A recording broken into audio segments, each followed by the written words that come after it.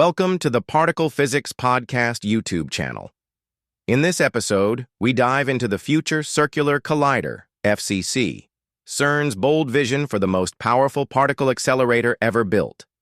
We will explore its two-stage design, the FCCE, a high-precision electron-positron collider to study the Higgs, WZ, and top quarks with unmatched accuracy.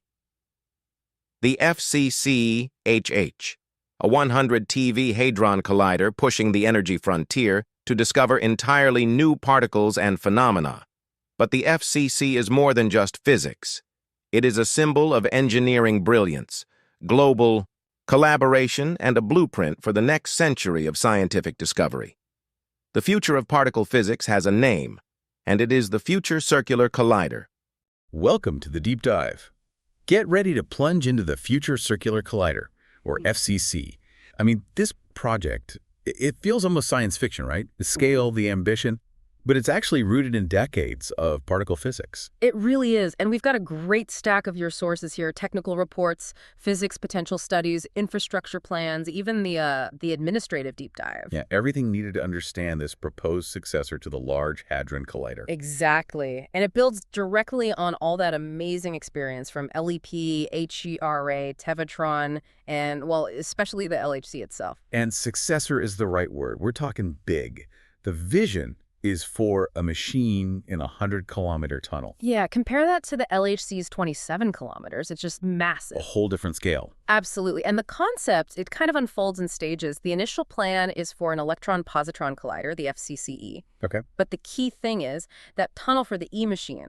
It's designed from the ground up so it can later house a much higher energy proton collider, the FCCH. Ah, so it's future-proofing the tunnel investment. Precisely.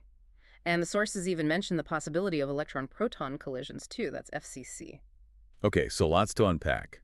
Our mission today really is to cut through all the detail in these documents and pull out the key insights, the things you need to really grasp this project quickly. Yeah, we'll hit the big physics goals driving it, the mind-boggling technical systems and how it would actually work day to day. We're calling those the routines. And also the huge global community, the who behind it all. Exactly. Think of this as your essential guide to the biggest machine science is dreaming up right now. It's going to be a proper particle physics deep dive. All right, let's kick off with the really fundamental stuff.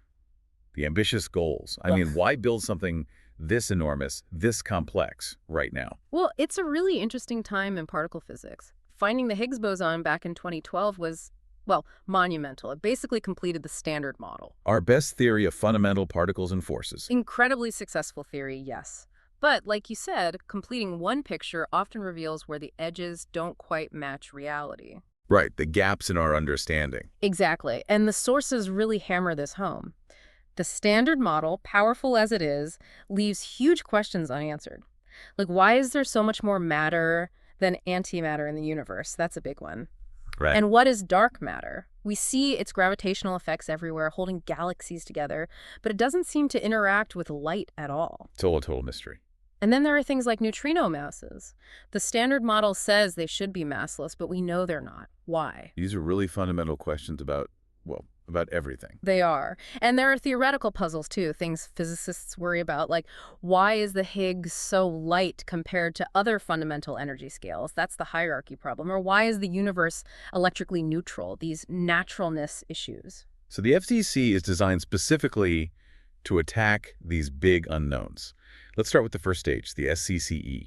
What kind of new physics could that unlock? Okay, FCCE is all about precision, extreme precision. You see, colliding electrons and positrons is a very clean process. They annihilate completely. No messy proton debris flying around like in the LHC. Exactly. All their energy goes into making new particles. So you can measure the properties of known particles, especially the Higgs, the Z and W bosons, the top quark with just unprecedented accuracy.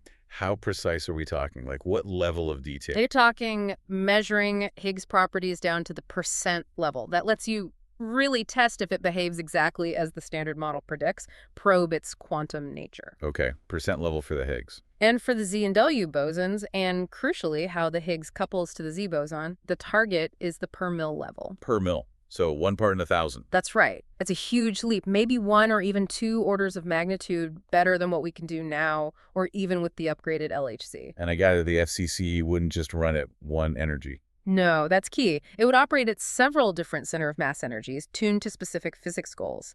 Around 91 GeV for the Z-pole, 160 GeV for the W pair threshold, 240 GeV for peak Higgs production, and around 350, 365 GeV for top anti-top pairs. So you can optimize for producing each particle. Precisely. It allows for really comprehensive studies across the board. And because it's so clean and presumably runs for a long time, you just collect mountains of data. Absolutely staggering amounts. The numbers in the sources are mind-blowing. They're talking about producing 10 trillion Z bosons. 10 trillion. Yeah, 10 to the 13. And 100 million W pairs. Over 1 million Higgses. Over 1 million top anti-top pairs. Okay, 10 trillion Zs. With that kind of statistic, you can start looking for incredibly rare things, right? Or tiny, tiny deviations from what's expected. That's exactly the point. That sheer statistical power gives you unprecedented sensitivity to new physics, even if the effects are really subtle or only show up in rare processes. Like a kind of processor. Things the standard model basically forbids or heavily suppresses. Certain types of flavor-changing neutral currents, for example, or rare decays of the Z or Higgs into maybe particles from a hidden sector, hypothetical stuff that doesn't interact with our usual forces. FCCE could probe branching ratios far smaller than anything the LHC upgrades can reach. I saw something interesting in the sources about measuring how often the Z decays into invisible particles. What's that about? Ah, yes, the invisible Z width. That's fascinating. In the standard model, the only invisible particles the Z decays into are neutrinos. By measuring this width incredibly precisely, You can check if it matches the 3 known neutrinos. exactly, or if it's slightly different, it could point towards the existence of other invisible particles, like sterile neutrinos, which only interact gravitationally, maybe. The target uncertainty they mention is less than 0.0008 of what you'd expect from one standard model neutrino generation. It's like trying to hear a pin drop during a rock concert. Incredible precision. Okay, so FCCE is the precision factory, really pushing the boundaries of known physics by measuring things incredibly well. What about FCCH, the proton collider? Right. FCCH is the energy frontier machine, smashing protons together at 100 TeV. That's 7 times the LHC's energy. 7 times. Yeah. That raw energy means it can directly produce much heavier particles, if they exist, particles far beyond the reach of the LHC. And it's also designed for high luminosity, aiming for 20 inverse attobarns of data eventually, so you get a huge number of collisions too. So this is where you go hunting for the big hypothetical new particles predicted by theories like supersymmetry or extra dimensions. That's the primary goal, yes. It extends the direct search reach for things like heavy new-gauge bosons or other resonances by factors of 5 or more compared to the high luminosity LHC, depending on the specific particle. The sources talk about the discovery potential for things like Higgsinos and Winos, particles predicted in some supersymmetric models. Okay. And even if you don't directly produce a new superheavy particle, the sheer energy gives you indirect sensitivity. You can look for subtle effects of new physics at multi-TeV scales by making very precise measurements of how often known heavy particles, like pairs of W or Z bosons or top quarks, are produced at high energies. And the sources mentioned heavy ion collisions too for FCCH. Yes, that's a really important part of the program.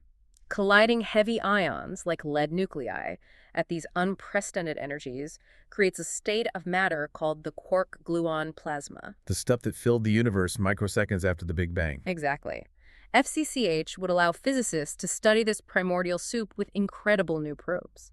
Imagine studying how high-energy jets, or even top quarks or Higgs bosons, interact with and travel through this plasma.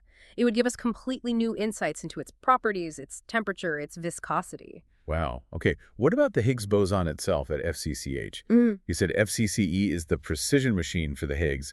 What does the high-energy proton collider add? That's a great question. FCCH would produce an absolutely enormous number of Higgs bosons. The sources estimate more than 10 billion over its lifetime. 10 billion Higgs bosons. Yeah. This huge sample, combined with the high collision energy, gives you access to things that are really hard or even impossible to see clearly at the FCCD or LHE. For instance, it's much more sensitive to very small Higgs couplings. Like its interaction with lighter particles. Exactly, like the Yukawa coupling to muons, or maybe even strange quarks testing the second-generation couplings. But crucially, it also allows direct access to interactions like the Higgs coupling to the top quark. And maybe most importantly, the Higgs coupling to itself. The Higgs cubic self-interaction. Right, how the Higgs interacts with itself. Why is that particular interaction so important? It's fundamental. It directly probes the shape of the Higgs potential, the energy field that permeates the universe and gives particles mass. Understanding this shape is crucial for questions about the stability of our vacuum in the long term. Okay. And it's also intimately linked to cosmology, particularly the mechanism behind the matter-antimatter asymmetry we see. Many theories trying to explain this involve a strong electroweak phase transition in the early universe. These scenarios often predict new particles with masses below, say, 1 TeV. Which the FCC would likely be able to discover. Exactly. So studying the Higgs self-coupling connects particle physics to the evolution of the cosmos. The sources note that while FCCE gives indirect constraints, FCCH gives direct access. They aim to measure the top Yukawa coupling very precisely, maybe to 1%, by looking at the ratio of events where a Higgs is produced with 2 top quarks versus a Z boson with 2 top quarks, and measuring the self-coupling itself is a key goal. Okay, and finally, briefly, what are the FCC A stage, the electron-proton collisions? Right, FCC, colliding electrons at high energy with the 50 TeV protons from FCCH gives you about 3.5 TeV collision energy. The sources suggest targeting maybe 2 inverse attobarns of data. This offers really complementary measurements. So. Well, for one, it would provide an incredibly precise measurement of the structure of the proton, particularly the distribution of gluons inside it, especially at low momentum fractions. That's vital information needed to interpret the proton collision data from FCCH accurately. Ah, so it helps the main proton collider program. Yes. And initial studies also suggest it could provide useful independent constraints on the top Yukawa coupling, and maybe even the Higgs self-coupling, looking at processes called vector boson fusion. So putting it all together, the combined FCC program, E, then H, maybe it really aims to hit both frontiers at once, extreme precision and extreme energy. That's the vision. Across a whole range of fundamental parameters, the goal is to improve our measurements by 1 or 2 orders of magnitude compared to where we'll be at the end of the high luminosity LHC era, while at the same time pushing the direct search reach for new, heavy particles far, far beyond current limits.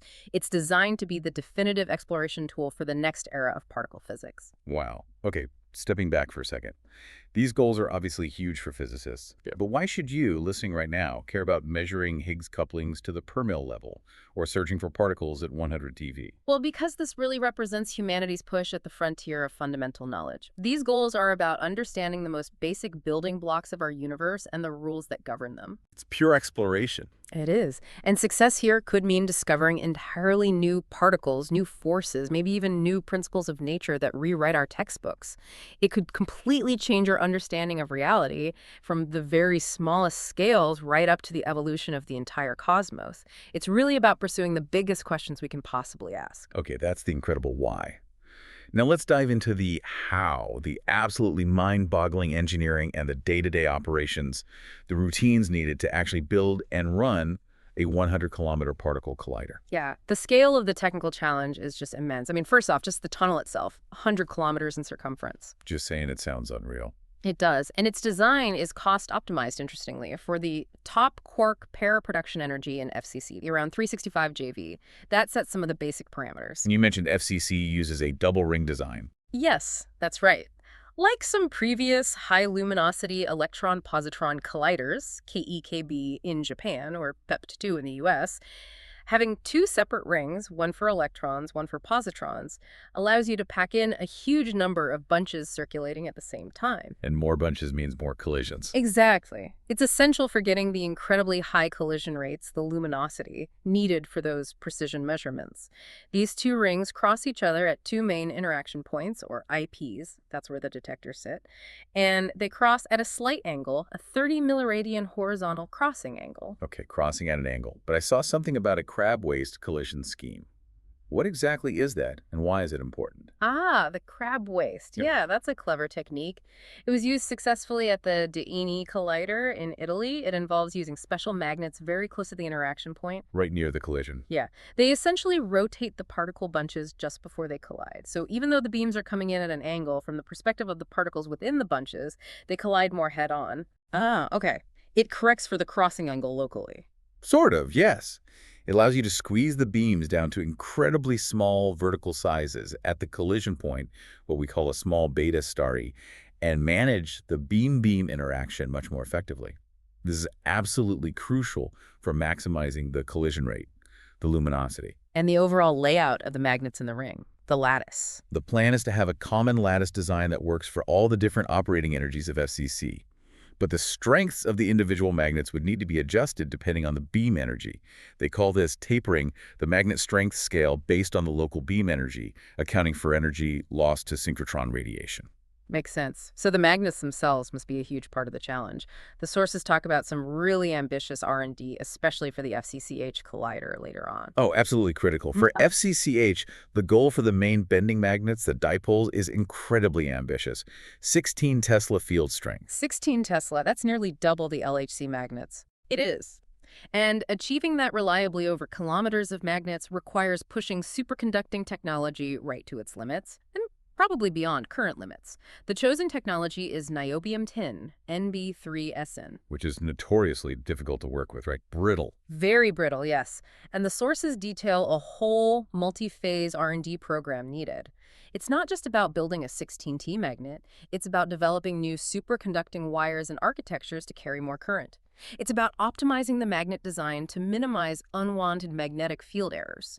And crucially, figuring out how to manufacture kilometers of this advanced wire reliably and cost-effectively, and then build thousands of these complex magnets on an industrial scale. So they're actually doing fundamental materials science R&D as part of this, developing the superconductor itself. Yes, absolutely. Part of the R&D involves exploring things like adding artificial pinning centers inside the wire structure to help it carry more current, or using specific heat treatments, or even adding materials like gadolinium oxide, GD203, to the epoxy used in the magnets to help them train faster, reach their peak performance with fewer quenches. Fascinating. And it's not just the dipoles. The quadrupole magnets that focus the beams are also pushing limits. They're looking at efficient designs like twin aperture layouts to save power. And specialized superconducting septum magnets are needed for steering beams into transfer lines or beam dumps, requiring very high fields in a very compact space. Okay, magnets are key. What about the systems that actually accelerate the particles and keep them energized? The RF systems. Also critical, naturally. These rely on superconducting radio frequency, or RF cavities. The sources mention potentially exploring ND3SN coatings on copper cavities, which could offer higher efficiency than the standard niobium cavities used now. More material science R&D. Indeed. And the components that feed the RF power into these cavities, the fundamental power couplers, are complex bits of engineering themselves. They have to handle megawatts of power while bridging the gap between room temperature and cryogenic temperatures, and between air pressure and ultra-high vacuum. It requires expertise in RF design, cryogenics, mechanical engineering, material science, vacuum tech. A real interdisciplinary challenge. Definitely. And for the high current operation needed to produce lots of W boson pairs in FCCE, the specific multi-cell cavities they plan to use need very effective damping of unwanted electromagnetic fields. These are called higher order modes, or H-ohms. Why are those H-ohms a problem? Because if they build up, they can interact with the beam and cause instabilities, basically kick the particles around. The ability to damp these H-ohms effectively actually puts a limit on how many particle bunches you can safely store in the machine at once.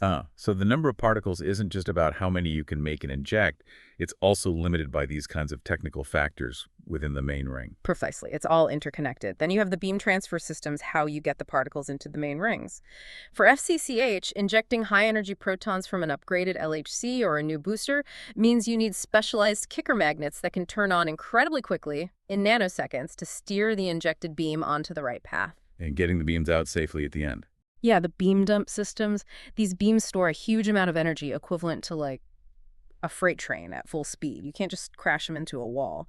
You need complex systems with more magnets to dilute the beam, spread it out over a large area before it hits a massive absorber block, usually made of graphite or copper, surrounded by shielding. And keeping track of these invisible beams flying around at nearly the speed of light requires a massive diagnostic system, I assume. Oh, absolutely essential. Beam diagnostics are the eyes and ears of the machine operators. You need systems constantly monitoring everything imaginable.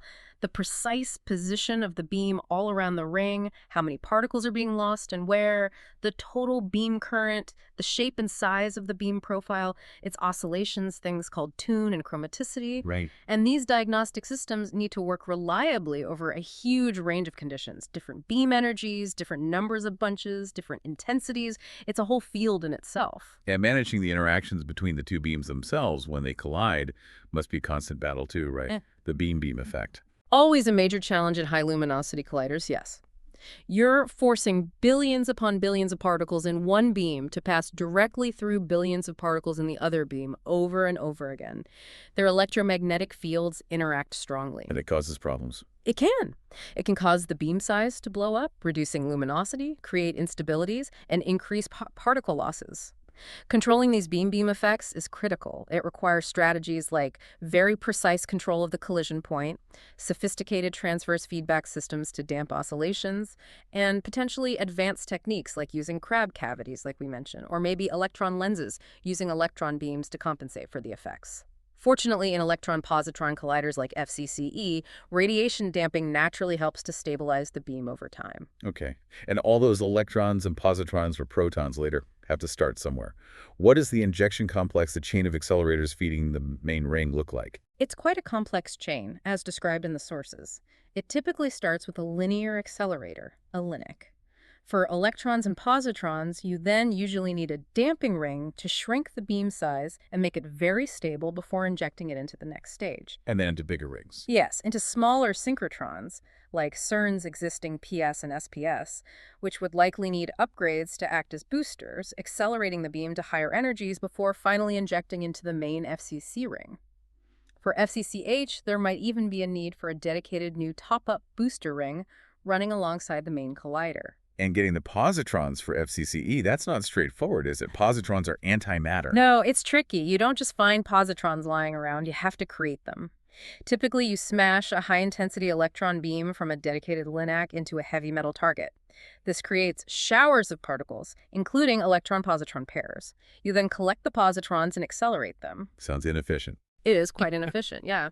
So you need a really powerful electron LINAC to start with, capable of producing many intense bunches per pulse, maybe using technology like the C-band RF systems developed for machines like SLAC's Linear Collider or the Super KKB Collider in Japan. And you need a very robust, high-efficiency conversion target system. Okay, so once all this amazing hardware is built, keeping a 100-kilometer ring aligned precisely, we're talking fractions of a millimeter, must be a constant, ongoing task. It absolutely is, and the sources detail how they plan to build upon the very sophisticated survey and alignment techniques developed over decades, especially for LEP and the LHC. How does that work in practice? It starts with establishing a high-precision geodetic network, basically reference points accurately mapped onto the tunnel floor, building on the network already established from the LEP era. Coordinates are transferred down from the surface network via the access shafts. Then, teams propagate these coordinates along the tunnel using a whole suite of precise instruments. High-accuracy leveling for vertical position, instruments measuring horizontal angles and distances, offsets measured from stretched wires, gyroscopic measurements for orientation, laser rangefinders like machometer systems. Wow, a whole toolkit. What kind of accuracy are they actually aiming for when they align the magnets and other components relative to each other? Well, the absolute position of any given reference point might only be known to a few millimeters over the full 100 kilometers. But the crucial thing is the relative alignment between adjacent components after smoothing out measurement errors over short distances. The target there is typically better than 0.15 millimeters RMS. So aligning components over hundreds of meters to within the width of a human hair, basically. That's the kind of precision needed, yes. And the supports for the magnets themselves, which will be larger in diameter than the LHC magnets, need to be designed very carefully to allow space for this kind of precision metrology, using tools like laser trackers or photogrammetry systems to check the positioning. Okay, that covers the machine itself. Yeah. But a project like this needs massive supporting infrastructure, too. Oh, absolutely huge. Just digging the 100-kilometer tunnel, the sources estimate it will produce around 9 million cubic meters of excavated material. Spoil. 9 million cubic meters. That's like you could fill a small lake with that. Where does it all go? That's a major consideration. The strategy involves optimizing the tunnel path to go through more stable rock types, like molasse rather than limestone where possible, and minimizing the tunnel depth to reduce excavation volume and complexity. And planning how to reuse or place that spoil responsibly is a huge environmental and logistical challenge. And the tunnel itself isn't just a pipe, right? It needs services, Yeah. safety systems. Right. It's designed to be compartmentalized roughly every 440 meters or so with fireproof panels and mobile doors. This is crucial for safety, for controlling potential smoke spread or helium leaks from the cryogenic system. And ventilation in a 100-kilometer underground tunnel. Massive ventilation systems are needed, driven by surface units. They're designed with built-in redundancy, N+1 for reliability. There are dedicated systems for smoke extraction in emergencies. The large underground experiment caverns have their own complex ventilation strategies, managing air quality and potentially extracting specific gases safely. High heat areas also need local air handling units cooled by chilled water. And keeping everything cool, especially the superconducting magnets, must require enormous cooling plants and consume a lot of energy. It's a huge energy demand, yes. The cooling plants involve large primary and secondary water circuits. A key design aspect mentioned in the sources is water recycling. They aim to significantly reduce the amount of fresh makeup water needed, maybe by 50%, and also cut the volume of water rejected back into the environment by up to 70% at major sites like Point One, which is a big environmental plus. And reliable, stable electrical power must be absolutely non-negotiable for running particle accelerators. Absolutely paramount. Any glitch can trip the machine off, so power quality is a huge focus. Issues like stabilizing the voltage, filtering out harmonic distortions from equipment, managing reactive power, these all need careful handling. The sources specifically mention the challenge of transient voltage dips, often caused by things like lightning strikes on the power grid. Right, those can cause big problems. They can instantly trip off sensitive equipment, so they plan to use mitigation measures like dynamic voltage restorers or DVRs. These systems use power electronics and energy storage, like batteries or capacitors, to inject voltage and smooth out dips, keeping the supply stable for critical loads. Okay, and then there's the cryogenics, keeping kilometers of magnets near absolute zero. That's arguably one of the biggest single pieces of infrastructure. The plan involves having 5 main cryogenic islands distributed around the 100-kilometer ring.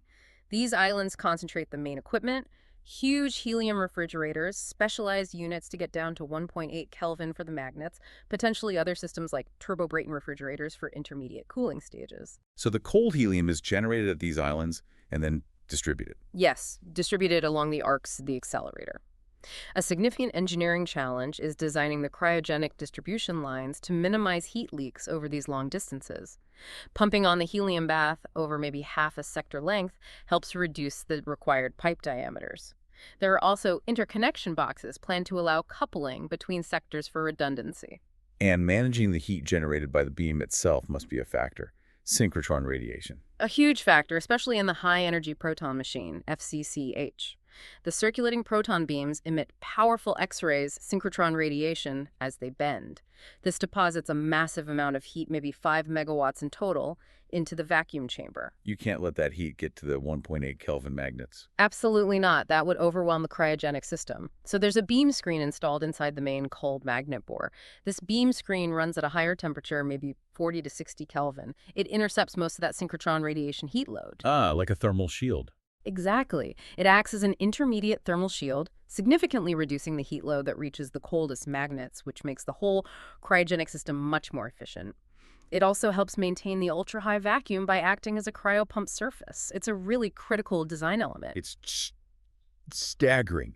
Coordinating all these incredibly complex cutting-edge systems, magnets, RF, cryo, vacuum, power, controls, diagnostics across 100 kilometers, the level of integration and precision required is almost unbelievable. It really is. These operational routines, the engineering and technical operations, they are absolutely fundamental.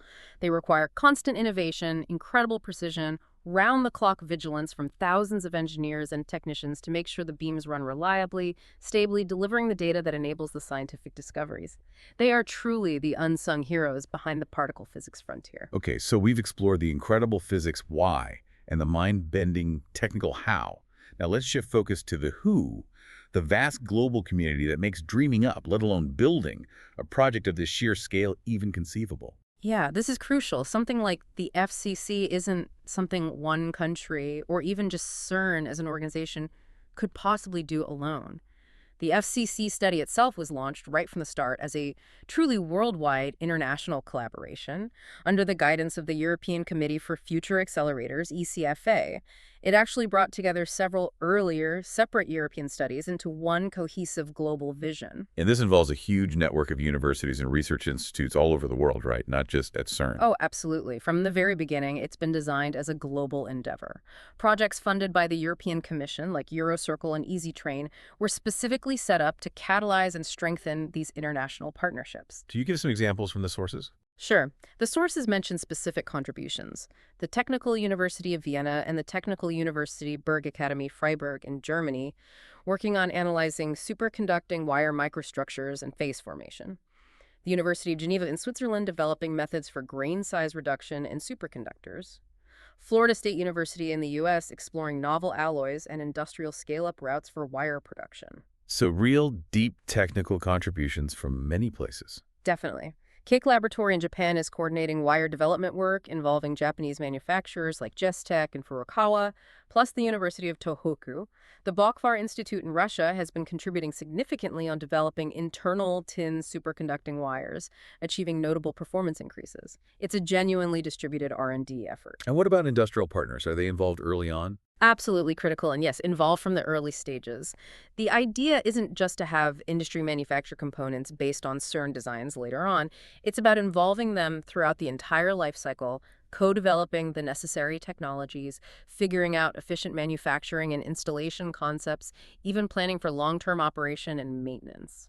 So code development is key. What kinds of things? Priorities mentioned include things like developing automated winding techniques for the thousands of complex superconducting magnets, optimizing the delicate heat treatment processes for the ND3SN superconductor, refining assembly procedures, optimizing interfaces between different systems. The sources really emphasize the potential for EC co-funded projects to boost this technology transfer and integrate industry directly into the core R&D activities through a well-defined industrialization strategy. Okay, beyond the direct technical collaboration needed to build the machine, do the sources talk about the broader impact on the economy or society? Yes, they do. They discuss using cost-benefit analysis, or CBA, as a tool to try and quantify these wider impacts. A preliminary CBA study was done for the LHC and its upgrade, the high-luminosity LHC. And what did that find? It showed a positive net present value, suggesting the overall benefits likely outweighed the costs. It indicated a high probability of generating significant economic benefits beyond the direct investment in the infrastructure itself, potentially up to 5 billion Swiss francs, with a payback potential estimated at over 40%, maybe even 50%. So the idea is that the investment in this kind of fundamental research infrastructure actually pays back economically. It's not just a cost. That's the argument, yes. Primarily through what economists call spillovers. These are innovations, new technologies, new skills, new processes that are developed for the demanding requirements of the project, but then find applications in completely different sectors of the economy. Can you give an example? The classic example always cited is the superconducting wire developed for the Tevatron Collider at Fermilab in the US back in the 70s and 80s. That NBTI wire technology directly enabled the mass production of MRI machines, which have revolutionized medical diagnostics. Right, a huge impact. Huge. Another example is the development of large-scale cryogenic refrigeration plants needed for accelerators, which then became standard technology used in various industries. The sources mention initial estimates, based on Monte Carlo simulations, for potential industrial spillovers, specifically from the FCC co-development efforts in areas like superconducting RF, power systems, wire manufacturing, magnet technology, cryogenics. And the trading aspect, does that contribute to the benefits? Yes.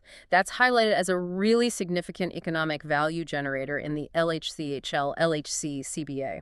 The value generated just by training young scientists, engineers, and technicians was estimated to be substantial, maybe over a third of the infrastructure's capital cost. How does that work? These people work on cutting-edge problems. They develop highly sought-after skills, particularly in areas like computing, data science, advanced instrumentation, complex project management, skills that are in high demand by industry.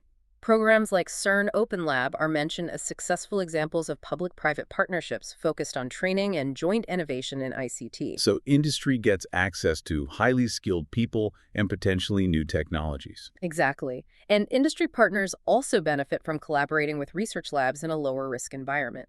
They can field test new technologies, optimize processes, contribute to developing new standards, co-innovate. The sources give the example of a specific industrial control system platform, SCADA, called PVS WinCCOA. It was initially developed with CERN, scaled up significantly for the LHC experiments, and later became a global flagship product for Siemens, used in all sorts of industrial applications. So it's not just about the physics discoveries. It's also a powerful engine for technological innovation, industrial competitiveness, and developing a highly skilled workforce. That's the picture painted by the sources, yes. A kind of virtuous cycle where pushing the frontiers of fundamental research drives innovation that has broad societal and economic impact. Okay, so we have the science, the tech, the global partners. Hmm. But there's one more crucial layer, maybe less visible, but absolutely essential. The administrative and legal frameworks needed to make a project of this scale happen, especially since it spans two host states, France and Switzerland. You're absolutely right. This is incredibly complex and requires deep, continuous engagement with both host countries. The sources stress that there's a very long preparatory phase involving numerous administrative processes that has to happen before any decision to actually start construction can even be considered. And working across two countries must add complexity. Immensely. Authorities in both France and Switzerland strongly recommend working closely with local contractors who have experience in the region and understand the specific administrative landscapes, the regulations, the local context. It increases the likelihood of success. And France and Switzerland have different legal systems, different government structures. They do. But the sources point out that despite these differences, the overall goals and the scope of the necessary processes, things like environmental impact assessments, tend to be quite similar. However, certain elements absolutely require an overarching international framework agreement between CERN and the host states. Like what, for example? Well, the environmental impact assessment, the EIA, is a key one. Because the project spans a border, the EIA has to be conducted in a transboundary context following international agreements like the Espoo Convention. This requires it to be a cooperative activity between France and Switzerland. Planning ahead seems critical for these things. Absolutely crucial. The sources make an interesting point. Even the eventual dismantling of the current LHC will require a specific tripartite agreement between CERN, France, and Switzerland just to handle the activated materials safely and legally. So based on that experience, they argue it's prudent to plan and negotiate a comprehensive international agreement early on, specifically for preparing, implementing, and operating the whole FCC program, covering both the E and HH stages. Okay, how do the administrative structures in the host states actually engage with CERN on a project like this? In Switzerland, CERN works closely with the Swiss Permanent Mission to the UN in Geneva and the Federal Department of Foreign Affairs, DFAE, on the main administrative and legal matters. But for issues related to land use, surface facilities, environmental permits, the cantonal government of Geneva, specifically the State Office of Geneva, is a key partner. The Swiss federal government gets involved for things like approving necessary laws or providing financial contributions. They've actually set up a dedicated body. A committee? Yes, called the Structure de Concertation Permanente, or SCP. It brings together representatives from the Swiss federal and cantonal governments, relevant experts, and CERN representatives to coordinate everything on the Swiss side. Okay, and what about in France? On the French side, the key partners are the regional government of Auvergne-Rhône-Alpes, the prefect of the relevant departments, Ain and Haute-Savoie, and the Regional Administrative Coordination Office, the SGR. They launched an analysis early on to understand the impact of extending CERN's infrastructure into France. Regular coordination meetings are established. And is the process different there? France places a strong emphasis on what they call participative democracy. This means actively involving all stakeholders, local communities, associations, the general public through open discussions and consultations right from the very early conceptual stages of the project. So public engagement is legally mandated? Yes, and it requires CERN to provide detailed studies on a whole range of potential impacts. How the millions of cubic meters of excavation spoil will be managed and potentially reused, conventional waste management, integration with regional energy management plans, water and other resource consumption, impacts on traffic and mobility, and importantly, potential synergies for local and regional territorial development. There was a specific report commissioned, the CERN report, to assess the administrative and financial implications for France. That sounds like a very involved process. It is. The formal French administrative process involves setting up a specific public debate commission, preparing extensive information materials for the public, running a nationwide consultation process that can take about a year, involving independent consultants, setting up technical infrastructure for the debate. It's a major undertaking. And a law revised in 2017 actually requires continuous follow-up consultation throughout the construction phase, based on updated environmental impact findings, with those findings needing to be integrated back into the project design. Wow. Okay, beyond the host state administration, what about the challenges on the procurement side? Buying all the components for a 100-kilometer machine must be complex. The sources definitely highlight procurement as a significant challenge. It naturally requires a huge amount of effort, which can lead to lengthy and costly procedures for tendering and contracting. And that impacts the schedule. It can impact the schedule, yes. And there's always the risk of selecting suppliers who might underperform, which can lead to delays or higher total costs of ownership down the line if components aren't reliable or require more maintenance. So how do they plan to mitigate those kinds of procurement risks? Mitigation really starts with timely preparation, developing an adequate framework for procurement itself, but also for the co-development activities with academia and industry we talked about. Investing in sufficient skilled staffing for the procurement teams is crucial. Adapting the procurement strategy as the project evolves through its different phases, design, construction, operation, is also important. What about contributions from different countries? In-kind contributions? Yes, developing an appropriate and clear concept for managing in-kind participation, where member states or even non-member states contribute components or services directly instead of just money, is vital. And finally, establishing a governing and management structure for the project that has effective levers, ways to spot potential delays or problems early, and the authority to reprioritize, reschedule, or even reassign work if necessary. So it's clear this project isn't just a scientific and engineering marathon. It's also a massive diplomatic, administrative, legal, and logistical undertaking as well. Absolutely. It really is a testament to the sheer complexity and scale of global collaboration required for these frontier scientific endeavors in the 21st century. It demands not just breakthroughs in physics and technology, but also incredibly sophisticated international coordination, careful administrative planning, and sustained public engagement over decades. Wow. What a journey through the future circular collider. We've really deep dived into the compelling physics goals driving this next generation machine, the incredible, almost futuristic routines and technologies required to design, build, and operate something on this scale, and the vast, complex global community collaborating to try and make it a reality, all distilled from the source materials you shared. It's truly an audacious vision, isn't it? Aiming to answer some of the most fundamental questions about our universe by pushing the boundaries of engineering and technology across a 100-kilometer footprint and requiring unprecedented international coordination involving scientists, engineers, industries, governments, and the public worldwide. It's clearly so much more than just a potential scientific instrument.